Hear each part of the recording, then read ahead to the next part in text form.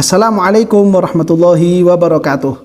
Alhamdulillah, para pemirsa, para pengikut, dan para pecinta channel YouTube MZT Malang Raya dimanapun Anda berada. Alhamdulillah, kita masih diberikan waktu oleh Allah Ta'ala, diberikan kekuatan sehingga kita bisa melanjutkan kajian-kajian kita, rutinitas kita. Mudah-mudahan kajian yang kita lakukan, yang kita simak, betul-betul dijadikan sebagai ilmu yang manfaat, dan kita semuanya mudah-mudahan senantiasa diberikan kekuatan oleh Allah Ta'ala untuk bisa mengamalkan ilmu-ilmu yang telah kita dapatkan. Amin ya rabbal alamin. Para pemirsa dan para pengikut channel YouTube MZT Malang Raya dimanapun Anda berada, melanjutkan kajian kita, pembahasan kita pada momen-momen yang sangat luar biasa ini. Beberapa hari ke depan kita memasuki satu kegiatan yang dirayakan oleh seluruh umat Islam. Kita akan masuki hari raya Idul Kurban, yang mana di dalamnya pasti kita akan melaksanakan sholat Idul Adha dan juga melakukan ibadah kurban, baik itu yang berkurban dengan cara menyalurkan hewan kurbannya atau mungkin yang tidak ikut berkurban, setidaknya kemudian melakukan membantu, berdedikasi dan ikut mempunyai andil di dalam merawat hingga kemudian menyembelih, memboleng hingga kemudian membagikan dari hewan kurban, daging dari hewan kurban tersebut. Atau setidaknya di antara kita hanya sebatas menerima dari daging kurban dari para pengkurban yang telah menyalurkan hewan kurbannya.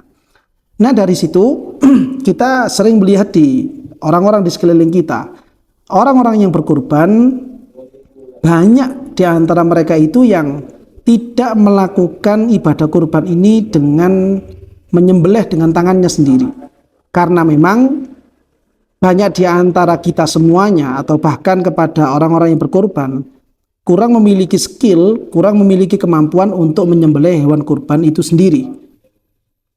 Beliau-beliaunya hanya mampu untuk membeli hewan kurban, namun tidak memiliki kemampuan untuk menyembelih, menguliti, memboleng, memotong-motong, dan kemudian membagikan sendiri hewan kurban yang telah mereka beli. Sehingga beberapa orang pengkurban atau bahkan hampir semua orang yang berkurban menitipkan hewan kurbannya kepada panitia yang ada di masjid-masjid atau panitia yang ada di musola-musola, di kantor-kantor, di instansi-instansi atau di komunitas-komunitas tertentu, supaya hewan kurban mereka ini bisa dilaksanakan ibadahnya dan juga bisa disalurkan kepada orang-orang yang berhak untuk menerima daging kurban.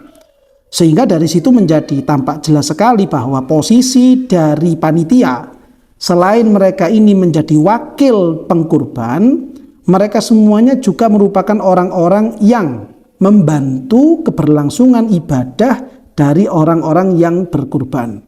Sehingga dari situ pihak pengkurban pun juga perlu untuk menyadari bahwa mereka semuanya telah dibantu untuk bisa menyempurnakan ibadahnya, bisa melaksanakan ibadahnya dengan keberadaan para panitia di beberapa titik-titik, di beberapa tempat-tempat yang tadi telah kita sebutkan.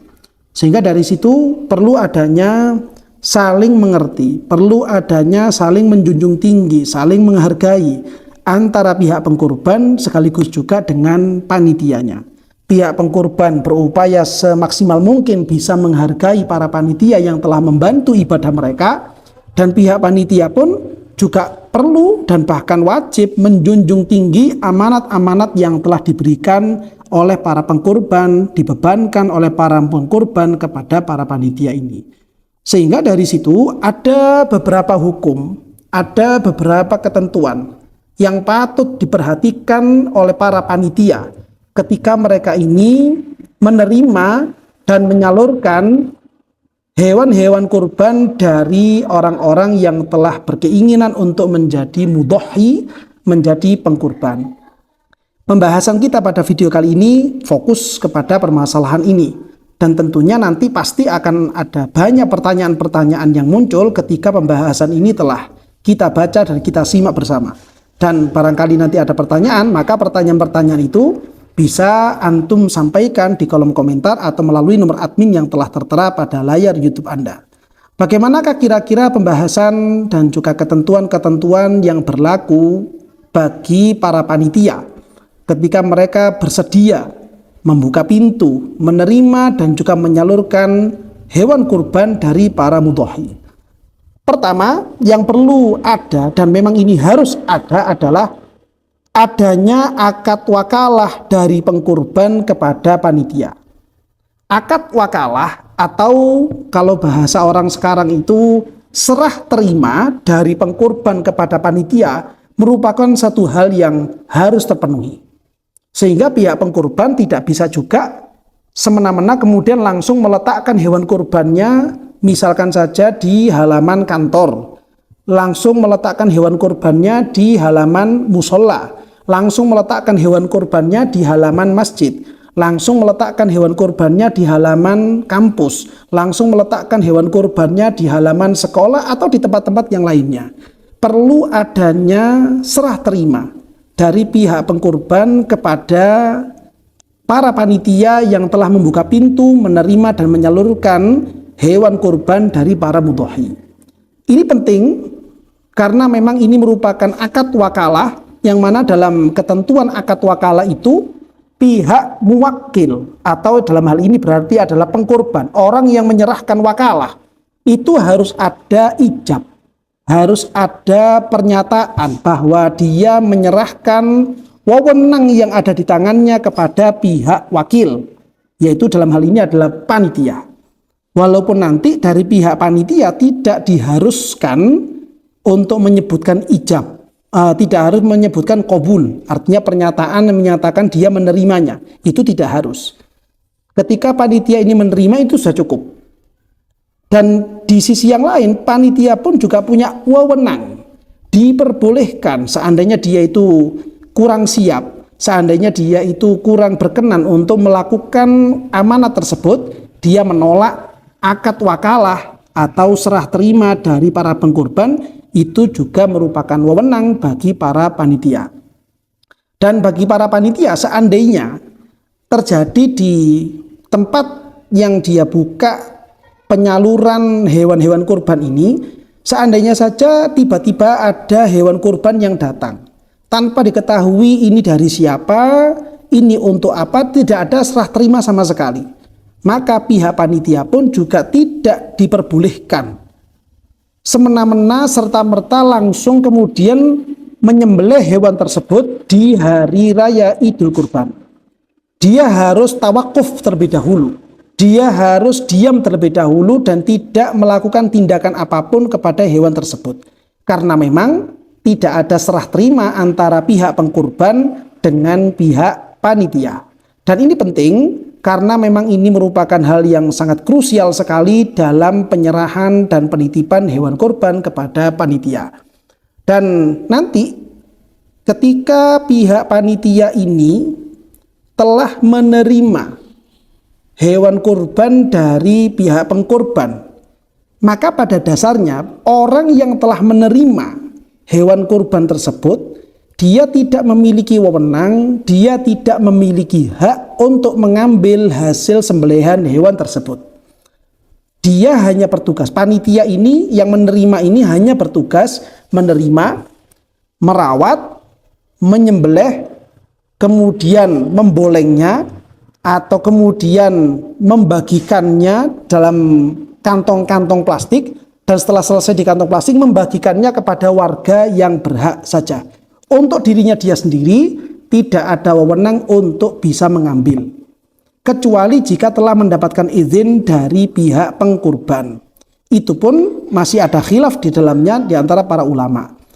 Dan yang lebih aman untuk menghindari khilafnya para ulama ini, si panitia yang telah menerima atau dia yang pelaku serah terima antara panitia dengan pengkurban, dia bisa mendapatkan jatah kurban dari teman yang lain, sehingga bisa disiasati salah satu teman panitia yang tidak ikut serah terima, tidak ikut melakukan serah terima, itu nanti bisa mendapatkan double 2, sehingga salah satunya nanti bisa diberikan kepada panitia yang telah menerima atau melakukan serah terima dengan pihak pengkurban.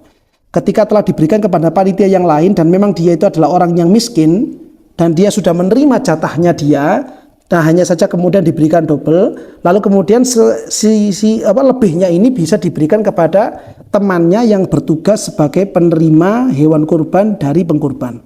Itu bisa disiasati model seperti itu. Nah, ini penting untuk diperhatikan tentang poin yang pertama. Poin yang kedua yang perlu diperhatikan lagi bagi para panitia adalah panitia yang posisinya dia ini sebagai wakil dari pengkurban wajib menjunjung tinggi amanat pengkurban.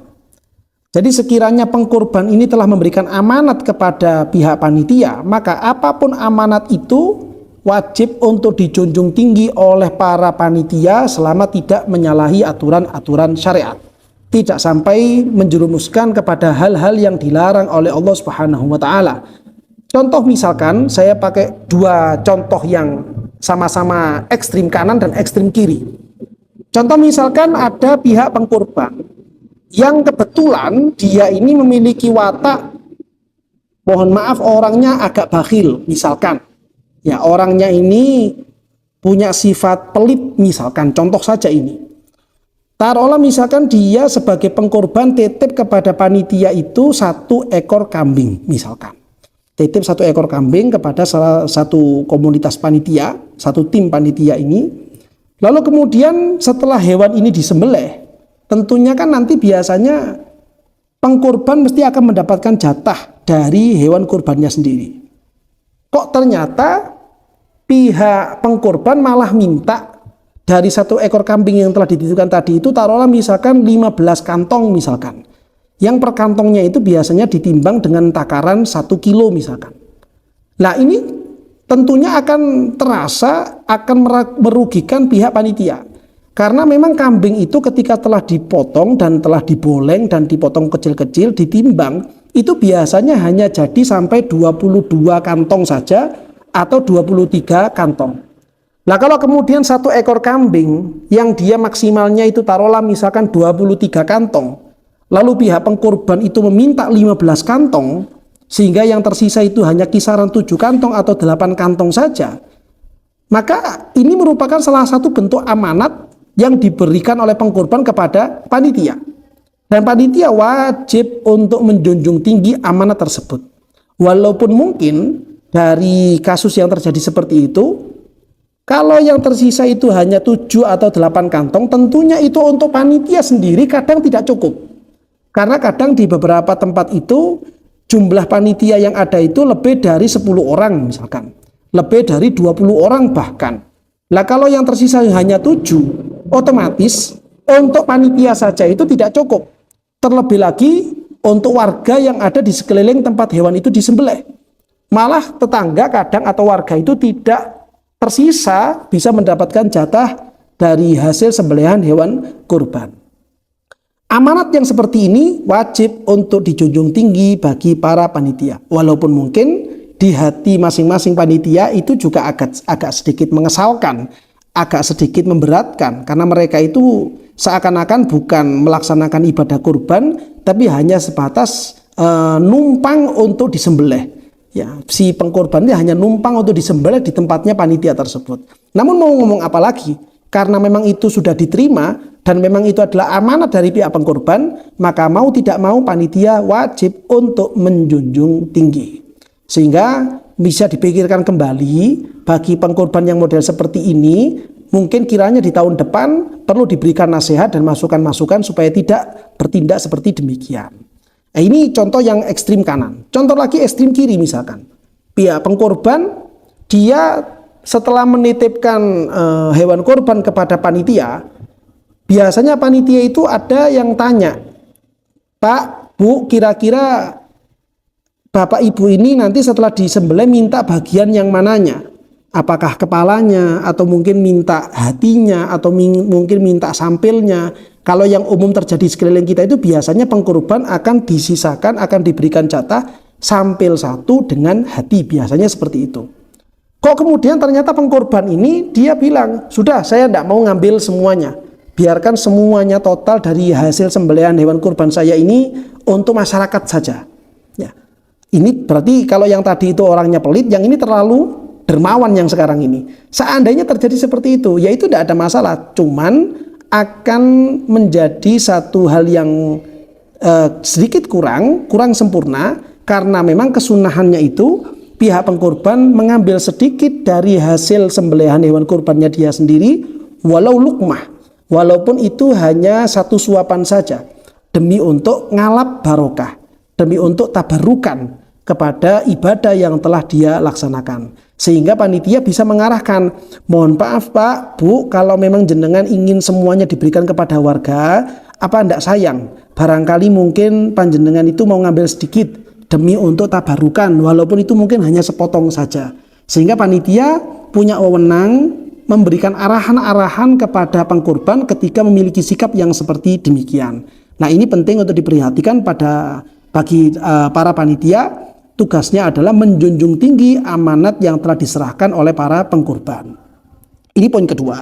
Poin yang ketiga yang perlu diperhatikan bagi para panitia adalah jika pengkorban juga meminta tolong kepada panitia membelikan hewan kurban, maka harus membelikan hewan kurban yang memenuhi syarat dan yang bagus. Nah, ini juga sering di sekeliling kita itu kadang orang-orang yang mohon maaf berkecukupan, atau mereka itu orang-orang yang dianggap berpangkat tinggi dalam hal ekonomi, itu kadang juga gengsi mau mengantarkan hewan kurbannya dia sendiri kepada pihak panitia. Kadang juga enggan untuk harus menuntun hewan kurban dibawa ke tempatnya panitia, itu kadang juga enggan untuk melakukan seperti itu. Jauh lebih memilih mana yang praktis, yaitu dengan cara dia hanya membawa uang nominal atau mungkin hanya transfer saja kepada rekeningnya panitia, dan memasrahkan pembelanjaan hewan kurban ini dilakukan oleh pihak panitia. Taruhlah misalkan pengkorban ternyata titip uang sejumlah 4 juta rupiah misalkan. Lalu kemudian pihak panitia ini atau beberapa orang dari pihak panitia itu berangkat ke pasar hewan, berangkat ke peternak hewan kurban, dan mencari hewan kurban untuk pengkorban yang model seperti ini. Taruhlah misalkan ketika panitia itu sampai di lokasi peternakan atau sampai di lokasi pasar hewan, dia mendapatkan 1 ekor kambing yang telah memenuhi syarat seharga 3,5 juta misalkan. Padahal di sisi yang lain, di sampingnya hewan ini ada hewan lain yang juga sama-sama memenuhi syarat, hanya saja dia lebih bagus. Taruhlah misalkan hewannya itu lebih gemuk, hewannya itu lebih sehat, hewannya itu lebih bersih, ya. Maka panitia tidak boleh mengambil keputusan untuk membeli hewan yang 3,5 juta. Tapi dia hendaknya membeli hewan yang harganya 4 juta. Kenapa demikian? Karena dua-duanya sama-sama memenuhi syarat, namun yang lebih bagus adalah hewan yang seharga 4 juta. Sedangkan tadi pihak pengkorban telah menitipkan uang sebesar 4 juta rupiah supaya 4 juta ini dibelikan hewan kurban. Karena akad dari pihak pengkorban kepada panitia itu hanya sebatas supaya dibelikan hewan kurban saja, maka uang 4 juta ini total semuanya harus dibelanjakan menjadi hewan kurban.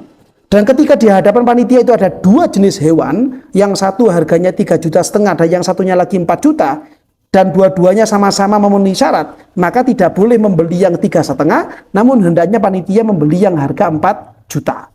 Karena apa? Karena ini merupakan amanat yang telah diserahkan oleh pengkorban kepada pihak panitia.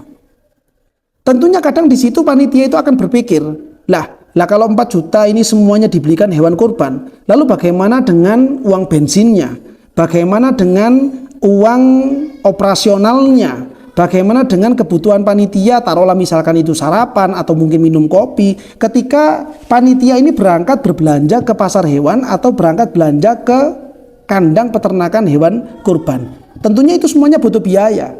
Nah, kalau memang panitia butuh seperti itu supaya ini bisa berjalan dengan baik dan lancar, maka hendaknya sejak awal panitia sudah memberikan omongan, sudah meminta izin kepada pihak pengkorban bahwa untuk berangkat belanja, untuk berangkat membeli hewan kurban itu tidak hanya butuh uang membeli hewan saja, tapi di situ butuh uang operasional.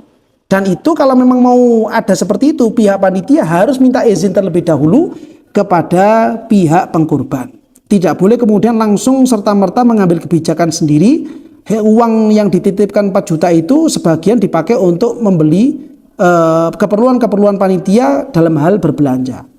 Dan bagi pengkurban hendaknya juga saling memahami, saling mengerti. Dia sudah dibantu untuk berbelanja, memilih, mencari hewan-hewan kurban, sehingga pihak pengkurban pun juga tidak hanya menyerahkan uang yang nominalnya itu hanya persis pas untuk membeli hewan kurban saja. Tapi kebutuhan-kebutuhan panitia yang telah rela untuk berangkat, mencari, memilih, dan membelikan hewan kurban, itu juga perlu dipenuhi oleh pihak pengkurban, bukan dipenuhi oleh pihak panitia. Sehingga sama-sama menjunjung tinggi dan sama-sama saling menjaga perasaan antara pihak pengkurban dan juga pihak panitia. Nah, ini penting untuk diperhatikan supaya tidak terjadi kesalahpahaman, terutama panitia, supaya tidak sampai masuk dalam kubangan yang dianggap sebagai bentuk khianat terhadap amanat yang telah diberikan oleh pihak pengkurban. Ini poin yang ketiga. Poin yang keempat yang perlu diperhatikan adalah panitia berhak meminta biaya perawatan, penyembelihan, pembolengan, pengemasan, hingga pembagian hasil kurban. Panitia-panitia yang ada, entah itu di masjid, musola, sekolah, atau mungkin itu di instansi-instansi tertentu, ketika mereka mengadakan panitia kurban, para panitia kurban ini memiliki hak. Para panitia kurban ini memiliki wewenang untuk minta nominal-nominal tertentu kepada pihak pengkurban supaya apa ibadah yang akan dilaksanakan ini bisa berjalan dengan baik dan lancar. Taruhlah misalkan pengkurban ini titipnya sapi misalkan, dan untuk menyembelih hewan sapi itu juga butuh biaya besar ketika pihak panitia ini ternyata tidak ada yang memiliki keahlian untuk menyembelih sapi. Taruhlah misalkan kemudian panitia ini berinisiatif mendatangkan orang dari RPH, rumah penyembelihan hewan. Mendatangkan orang RPH ke lokasi di mana hewan ini ada, itu juga butuh biaya. Nah, biaya ini siapa yang menanggungnya? Apakah panitia yang harus menanggung semua biaya mendatangkan tukang sembelih hewan? Apakah panitia yang kemudian mengeluarkan merogoh koceknya untuk mengeluarkan biaya supaya bisa mendatangkan orang-orang yang memiliki skill, memiliki keahlian dalam menyembelih sapi seperti ini? Karena memang tidak semua orang memiliki kemampuan seperti itu. Maka kebutuhan-kebutuhan seperti ini sebenarnya adalah tanggung jawabnya pihak pengkurban, bukan tanggung jawabnya panitia. Apalagi menjadi tanggung jawabnya kotak amal yang ada di masjid-masjid atau kotak amal yang ada di musola-musola, ketika memang kotak amal masjid atau kotak amal musola ini diperuntukkan untuk kesejahteraan dan kemaslahatan masjid dan musola. Karena memang tidak bisa dipungkiri bahwa kegiatan panitia kurban yang diadakan di teras-teras masjid, diadakan di teras-teras musola, ini tidak termasuk kemaslahatan masjid, tidak termasuk kemaslahatan musola. Dan itu juga bukan termasuk syiarnya masjid dan juga bukan termasuk syiarnya musola. Masjid dan musola syiarnya adalah sholat. Masjid dan musola syiarnya adalah zikir. Masjid dan musola syiarnya adalah majelis-majelis ilmu. Bukan kemudian dengan adanya kegiatan panitia kurban yang seperti ini, lalu kemudian ini diakuisasi sebagai bentuk syiar dari masjid dan musola, sehingga tidak diperkenankan juga pihak panitia itu semena-mena menggunakan fasilitas-fasilitas yang ada di masjid atau menggunakan fasilitas-fasilitas yang ada di musola-musola wakaf. Perlu meminta izin terlebih dahulu. Jika memang terlanjur menggunakan, maka panitia wajib untuk doman, wajib untuk mengganti rugi kepada fasilitas-fasilitas masjid yang telah terlanjur dipakai. Taruhlah misalkan air, misalkan kira-kira air yang dipakai ini kira-kira berapa kubik misalkan. Oh, taruhlah misalkan ambil contoh 50 kubik misalkan. Kira-kira membeli air 50 kubik itu butuh biaya berapa? Oh, taruhlah misalkan biayanya ambillah misalkan 100.000 misalkan. maka panitia wajib untuk doman memberikan biaya kepada masjid atau kepada musola sebesar 100.000 karena memang panitia telah sengaja menggunakan fasilitas masjid berupa air dipakai untuk keperluan panitia kurban. Termasuk juga misalkan penggunaan speaker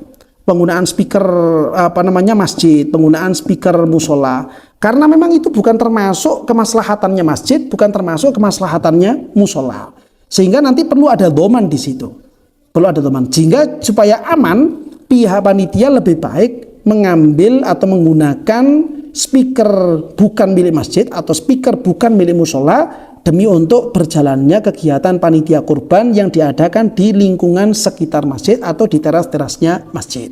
Ini penting untuk diperhatikan supaya kita tidak sampai memiliki niatan yang baik, memiliki tujuan yang baik, namun kemudian dengan cara-cara yang tidak bisa dibenarkan oleh syariat kita, syariatnya Rasulullah Shallallahu Alaihi Wasallam, demi untuk menggapai ridho dari Allah Subhanahu Wa Taala. Poin berikutnya yang penting untuk diperhatikan adalah yang kelima. Jika panitia sudah tahu hewan ini untuk apa dan milik siapa, maka akan lebih baik panitia tidak menanyakan perihal tersebut. Taruhlah misalkan panitia sudah tahu, oh iya hewan ini dari Pak Fulan, hewan ini dari Ibu Fulanah misalkan. Dan penggunaan atau arah hewan ini untuk apa? Apakah untuk kurban? Itu sudah jelas. Karena memang kita hidup di daerah Indonesia, yang mana di Indonesia itu ada hewan-hewan seperti kambing atau sapi di tengah-tengah kampung, itu hanya terjadi pada saat bulan-bulan Zulhijjah. Sehingga ketika ada seperti itu, jelas hewan ini merupakan untuk kurban atau setidaknya jarang-jarang tapi itu digunakan untuk akikoh. Ketika panitia ini bertanya kepada orang yang berkurban, mohon maaf Pak, Bu, ini dari siapa? Dari saya misalkan, taruhlah namanya orangnya ini, misalkan saja contoh namanya itu taruhlah Pak Zaid misalkan. Ini dari saya Pak Zaid misalkan. Untuk apa Pak? Panitia tanya begitu. Terus kemudian pihak pengkurban menjawab, ini kurban saya. Ya, si pengkurban itu menjawabnya dengan kata-kata ini kurban saya. Kata-kata yang menyatakan ini kurban saya, yang mana kata-kata ini muncul sebagai jawaban dari pertanyaannya panitia yang menanyakan ini untuk apa. Menurut jumhur ulama Syafi'iyah, ungkapan pengkurban yang seperti tadi itu, ini kurban saya, bisa dianggap sebagai kurban nadar. Sehingga kurban yang diserahkan kepada panitia menjadi kurban wajib. Konsekuensinya itu akan jauh berbeda dengan kurban sunnah. Perbedaannya diantaranya adalah Pak Zaid sebagai pengkurban tidak boleh mengambil sedikit pun dari hewan kurban yang telah dia serahkan. Demikian juga warga-warga yang ada di sekeliling panitia, yang mereka itu adalah dari orang-orang kaya, tidak boleh menerima daging hewan kurban wajib. Hasil dari sembelihan hewan kurban wajib hanya boleh diberikan kepada tetangga yang fakir dan miskin saja. Panitia-panitia yang ikut membantu di situ, yang mereka ini latar belakangnya adalah orang-orang yang berkemampuan, orang-orang yang mampu, orang-orang yang kaya, mereka tidak boleh mengambil sedikit pun dari hasil sembelihan hewan kurban wajib karena tadi telah dinadari.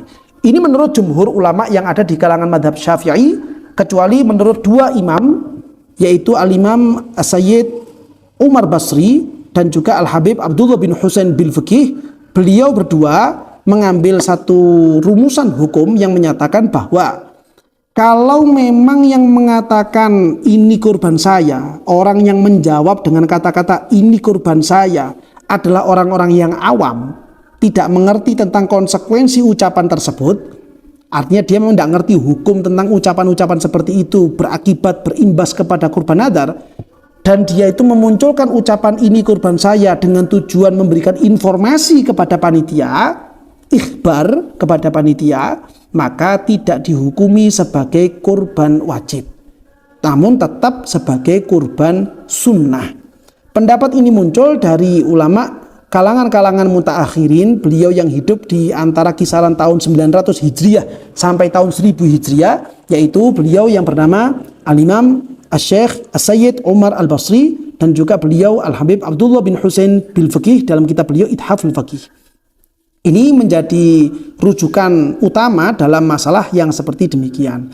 Ada beberapa poin penting lagi yang lainnya yang agaknya tidak cukup kalau kita bahas pada kesempatan kali ini, dan insya Allah akan kita sambung pada kesempatan video yang berikutnya. Dan mudah-mudahan kita semuanya diberikan kemudahan oleh Allah Ta'ala, diberikan kelancaran dalam aktivitas-aktivitas kita, dan mudah-mudahan apa yang kita kaji, apa yang kita simak betul-betul bisa menjadi ilmu yang manfaat, dan kita semuanya bisa menjadi orang-orang yang mengamalkan ilmu-ilmu yang telah didapatkan, sehingga kita semuanya bisa menjadi orang-orang yang diridhoi oleh Allah Subhanahu wa taala dan mendapatkan cinta dari junjungan kita Nabi besar Muhammad sallallahu alaihi wasallam. Amin ya rabbal alamin.